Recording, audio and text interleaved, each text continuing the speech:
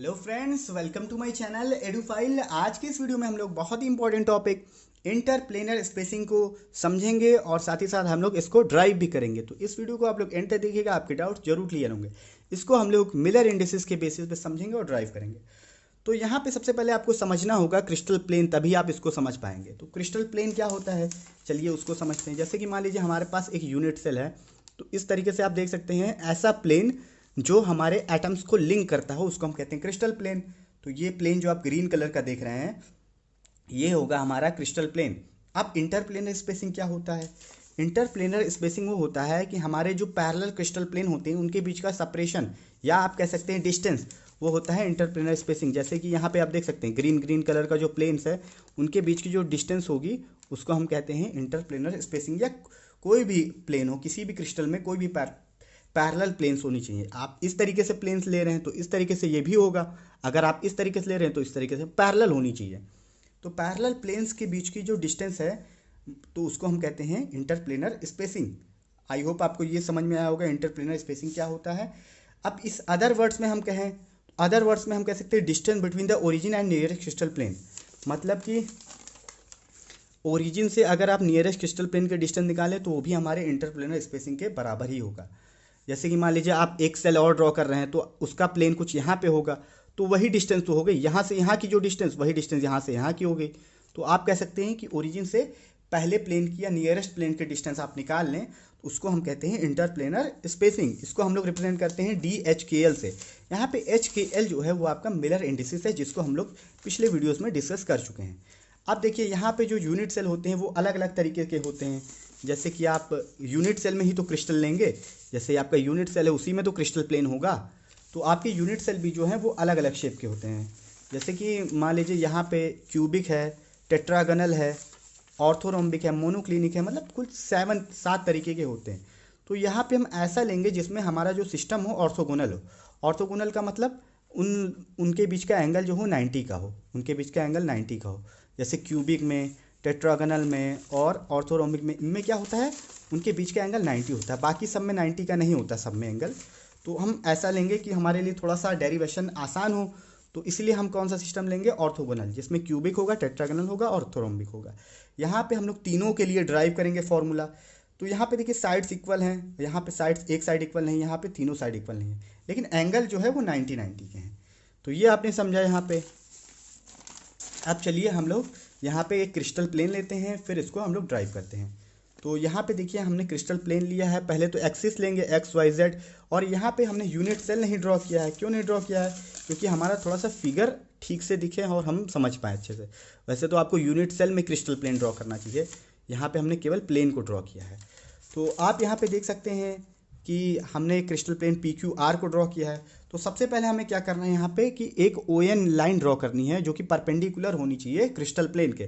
Crystal plane मान लीजिए इस तरीके से, तो हमारी लाइन कुछ इस तरीके से होना चाहिए, परपेंडिकुलर होना चाहिए इस तरीके से। तो यहाँ पे हम ON परपेंडिकुलर ड्रॉ किया है PQR क्रिस्टल प्लेन के। आपने ये समझा।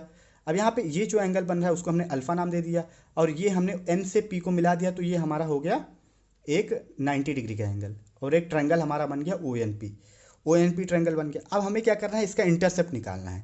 तो इंटरसेप्ट कैसे निकालते हैं? मान लीजिए हमें हमारे यूनिट सेल जो भी है उसकी साइड्स जो है हमें ABC पता है।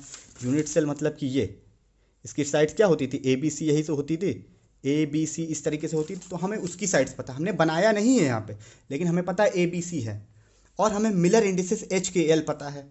तो हमें इंटरसेप्ट निकालना है, इसका इंटरसेप्ट निकालना है। तो हाँ, ये मिलर इंडिसेस है आपका और ये साइड्स है, ये आपने यहाँ पे समझा। तो आपको निकालना है इंटरसेप्ट। तो इंटरसेप्ट आप कैसे निकालते हैं, बहुत ध्यान से समझिएगा इसको। इंटरसेप्ट आपका हो जाएगा A/H। क्या हो जाएगा? A/H। और यहाँ पे हो जाएगा B/K, यहाँ पे हो जाएगा C/L। बहुत ही सिंपल है, इस तरीके से हम लोग निकालते हैं। अब देखिए आपको मैं समझा दूँ ये कैसे आया, A/H, B/K, C/L, ये हमारे इंटरसेप्ट हो गए। तो ये कैसे आया? ये मान लीजिए हमारा OP हो गया A/H, ये आ गया। ठीक इसी तरह से यहाँ पे अगर आप दूसरा लेंगे तो आपका B/K हो जाएगा C/L। लेकिन कैसे आया ये तो मैंने आपको बता दी, A/H, B/K और C/L, ये आपका इंटरसेप्ट हो गया। मिलर इंडिसेस से हम निकाल सकते हैं। ABC क्या है, एक बार फिर से समझ लीजिए। ABC जो आपकी साइड्स हैं, समझ लीजिए किसकी, जो भी आप फिगर ले रहे हैं, मान लीजिए ऑर्थोरोम्बिक लिया है आपने, तो ऑर्थोरोम्बिक की जो है साइड्स हैं, तो इंटरसेप्ट आपका ये आया। आई होप इतना आपको अच्छे से क्लियर होगा। लेकिन कैसे आता है तो देखिए, हम लोग यहाँ पे क्या करते थे कि इंटरसेप्ट निकालते थे 1 -1 इन्फिनिटी, ये निकाल लेते थे। कैसे निकालते थे देखिए, जैसे कि हमें मान लिए एक्स पे कितना कट कर रहा है, वाई पे कितना कट कर रहा है, तो एक्स पे 1 कट कर रहा है, यहाँ पे देख सकते हैं, वाई पे -1 कट कर रहा है और जेड पे नहीं कट कर रहा है, तो इन्फिनिटी हमने मान लेते थे। फिर हमें मिलर इंडिसेस निकल आता था, मिलर इंडिसेस इसका रेसिप्रोकल हो जाता था। लेकिन रेसिप्रोकल नहीं होता था एक्चुअल में क्या होता था, हमारे sides divided by Miller indices, इस तरीके से हम इंटरसेप्ट निकालते हैं। ठीक इसी तरह से इसका उल्टा कर देंगे आप, तो आपको मिल जाएगा मिलर इंडिसेस इंटरसेप्ट का उल्टा। तो यहाँ पे आप देख सकते हैं कि जैसे कि आपने यहाँ पे 1 निकाला था, जैसे आप इन्फिनिटी निकाल दे तो इन्फिनिटी का उल्टा क्या होता है, 0 होता है। यहाँ पे हम 1 को कंसीडर करके मान रहे हैं, यहाँ पे हमारा ए बी सी होगा, तो इसीलिए ये A/H B/K C/L इस तरीके से आया हमारा। तो आई होप आपको समझ में आया होगा अच्छे से A/H B/K C/L कैसे आया। और यहाँ पे एक बार और देख लीजिए, जैसे कि मान लीजिए ये आपका है इंटरसेप्ट है, ये आपका मिलर इंडिसेस है, तो मिलर इंडिसेस 1 है और इंटरसेप्ट भी आपका 1 है, तो इसका मतलब आपका जो साइड है आपने 1 माना था, साइड आपने कितना माना था, 1 माना था, तो 1/1 हो गया। इस तरीके से, मतलब इस तरीके से हमें करना है। तो यहाँ पे देखिए A/H आपने किया है ना, A/H किया है, तो यहाँ पे भी तो आपने वही किया है। साइड हम आपका A है, यानी A = 1 है और आपका मिलर इंडिसेस कितना है, 1 है, तो आपका जो इंटरसेप्ट होगा वो क्या होगा, 1/1। तो समझ सकते हैं आप अच्छे से यहाँ पे। ठीक इसी तरह से इसको हम निकालते हैं। अब देखिए ध्यान से डेरिवेशन इसका, तो हमें क्या करना है, ON हमने जो ड्रॉ किया यही तो है हमारा DHKL, मतलब यही तो है इंटरप्लेनर स्पेसिंग। हमने क्या कहा था, ओरिजिन से नियरेस्ट क्रिस्टल प्लेन की जो डिस्टेंस होगी वही हमारा होगा इंटरप्लेनर स्पेसिंग DHKL। तो ये हमारा ओरिजिन है, ये नियरेस्ट क्रिस्टल प्लेन, इसके बीच की जो डिस्टेंस है वही हम निकालेंगे। तो चलिए DHKL को निकालने की कोशिश करते हैं। तो इसके लिए हम ये वाला ट्रायंगल अलग से बना रहे हैं, यहाँ पे देख सकते हैं आप। अब हम लोग यहाँ पे ON जो है उसका हमने क्या माना है, DHKL है, ये DHKL के इक्वल है भाई हमारी इंटरप्लेनर स्पेसिंग। तो हम यहाँ पे कॉस अल्फा लगाएंगे, तो कॉस अल्फा हमारा होता है बेस अपॉन हाइपोटेनस, तो दैट मीन्स हमारा DHKL डिवाइडेड बाई A/H। तो आपका ये थोड़ा सा सॉल्व करिए, तो आपका हो जाएगा कॉस अल्फा = H/A और DHKL, ये आपने निकाला, इसको आप इक्वेशन नंबर 1 कह दीजिए। आई होप ये समझ में आया होगा आपको कैसे आया। अब सेकंड नंबर पे आपको क्या करना है, ये आपने ON जो ड्रॉ किया था, अब आप इसको मिला दीजिए Q से। किससे मिला दीजिए, Q से मिला दीजिए। इस तरह से आप मिलाएंगे कि ये 90 का हो, ये जो इसके बीच का एंगल हो वो 90 का हो, इस तरीके से आप मिलाएंगे। तो आपका एक ट्रायंगल बन गया, यहाँ पे देख सकते हैं ONQ, क्या बन गया, ONQ। तो आप ऐसे सिमिलरली ONQ के लिए सॉल्व कर लीजिए, ONQ। तो ONQ में ये क्या है, 90 है आपका, और इसको आप मान लीजिए बीटा एंगल, कितना मान लीजिए, बीटा। तो ये आपका जो हो जाएगा वो बीटा एंगल के इक्वल हो जाएगा। यहाँ पे ये अल्फा था पूरा, यहाँ से यहाँ तक आपका जो बीटा होगा, क्योंकि आप कौन सा ट्रायंगल ले रहे हो, ONQ, तब एंगल क्या हो गया, छोटा हो गया, तो ये आपका जो बीटा हो गया, ये पूरा अल्फा था, ये बीटा। तो ONQ में ये बीटा है हमारा, तो यहाँ पे भी आप लगा दीजिए cos बीटा = और यहाँ पे ON जो है आपका DHKL है, और इसका इंटरसेप्ट आपने क्या निकाला था, Q का, वो आया था B/K। तो ये हो जाएगा DHKL और डिवाइडेड बाई B/K। तो इसको सॉल्व करिए आप, तो हो जाएगा cos बीटा = K/B और DHKL, इसको आप कह दीजिए इक्वेशन 2। ये आपने निकाला 1 और ये आपने निकाला 2। तो देखिए सिमिलरली आप थर्ड को भी निकालेंगे, मतलब आप क्या करेंगे, R से ज्वाइन कर देंगे। तो यहाँ पे आपको निकालना नहीं है, आप लिख देंगे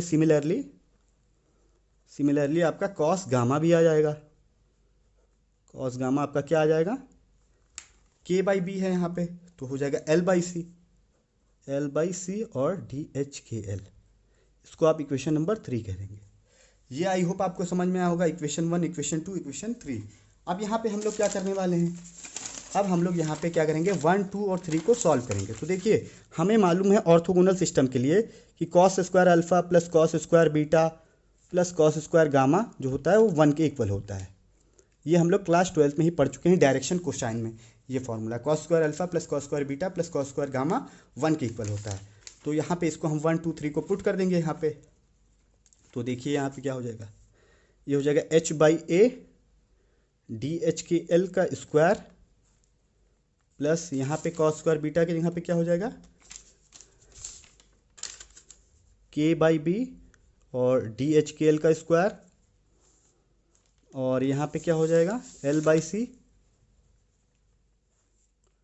DH/L का स्क्वायर इज इक्वल टू 1। अब देखिए जल्दी से सॉल्व करते हैं इसको। तो ये हमारा हो जाएगा h²/a², और यहाँ पे आप DH/L कॉमन भी ले सकते हैं, लेकिन अभी नहीं लेंगे। चलिए DH/L का स्क्वायर, यहाँ पे k² डिवाइडेड बाई b² और DH/L का square plus L² divided by c² DH/L का स्क्वायर इज इक्वल टू 1। यहाँ पे आप ले लीजिए DH/L का स्क्वायर कॉमन, तो आपका हो गया h²/a² plus k²/b² plus L²/c² is equal to 1। तो आप DH/L का स्क्वायर को उधर भेज दीजिए, तो आपका हो जाएगा 1/DH/L का square is equal to h²/a² plus k²/b² plus L²/c²। ये आपका है। तो ये किसके लिए आया है, देखिए ये उस ऑर्थोरोम्बिक के लिए आया है कि जब ए बी सी जो है इक्वल ना हो। तो ये आपका फॉर्मूला आ गया DH/L का, किसके लिए, फॉर ऑर्थोरोम्बिक, फॉर ऑर्थोरोम्बिक। अब देखिए आप सेकंड के लिए कैसे निकालेंगे, टेट्रागोनल के लिए। टेट्रागोनल में क्या होगा, A is equal to B हो जाएगा। तो आपको करना कुछ नहीं है, इसमें आप थोड़ा सा सॉल्व कर लीजिए और इसको आप थोड़ा सा और सॉल्व कर लीजिए। तो देखिए यहाँ पे हो जाएगा DH/L का स्क्वायर और यहाँ पे h²/a² और यहाँ पे k²/a² लिख देंगे क्योंकि a और b इक्वल है, और plus L²/c² is equal to 1। तो यहाँ पे आप थोड़ा सा सॉल्व कर लीजिए। तो ये हो जाएगा DH/L का स्क्वायर और यहाँ पे h² plus k² divided by a² plus L²/c² is equal to 1। तो ये आपका हो जाएगा, यहाँ पे इसको भेज दीजिए उधर। तो 1/DH/L का स्क्वायर इज इक्वल टू हो जाएगा ये आपका h² plus k² by a² plus L²/c²। इसको आप कह दीजिए इक्वेशन नंबर 5 और इसको आप कह दीजिए इक्वेशन नंबर 4। ये आपका ऑर्थोरोम्बिक के लिए आया, ये आपका किसके लिए आया है, फॉर टेट्रागोनल। अब थर्ड हमारा जो है वो क्यूबिक है, उसको भी जल्दी से देख लेते हैं। क्यूबिक के लिए क्या होगा, तो क्यूबिक में आप जानते हैं तीनों साइड्स इक्वल होती है। तो तीनों साइड्स इक्वल होती है मतलब a is equal to B is equal to C. तो यहाँ पे मैं लिख देता हूँ DH/L का स्क्वायर, यहीं पे मैं सॉल्व कर देता हूँ इसको। तो h² plus k² by a² और a भी c के इक्वल होगा तब, तो यहाँ पे L²/a² हो जाएगा। फिर 1/DH/L का स्क्वायर, यहाँ पे क्या हो जाएगा, एलसीएम a² हो जाएगा। तो h² plus k² plus L² divided by a²। तो आप इसको थोड़ा सा और सॉल्व करिए तो ये पलट जाएगा, DH/L का square is equal to a² divided by h² plus k² plus L²। Square इधर जाएगा तो रूट आ जाएगा, तो DH/L इज इक्वल टू हो जाएगा a/√h² plus k² plus L²। और ये किसके लिए है, फॉर क्यूब। इसको आप कह दीजिए इक्वेशन नंबर 6। तो आई होप आपको ये तीनों फॉर्मूले अच्छे से समझ में आए होंगे और इंटरप्लेनर स्पेसिंग क्या होता है ये भी आपको समझ में आया होगा। तो इस वीडियो में इतना रखते हैं, आगे की वीडियोस में हम लोग कुछ और इंपॉर्टेंट टॉपिक डिस्कस करेंगे। वीडियो देखने के लिए थैंक यू सो मच।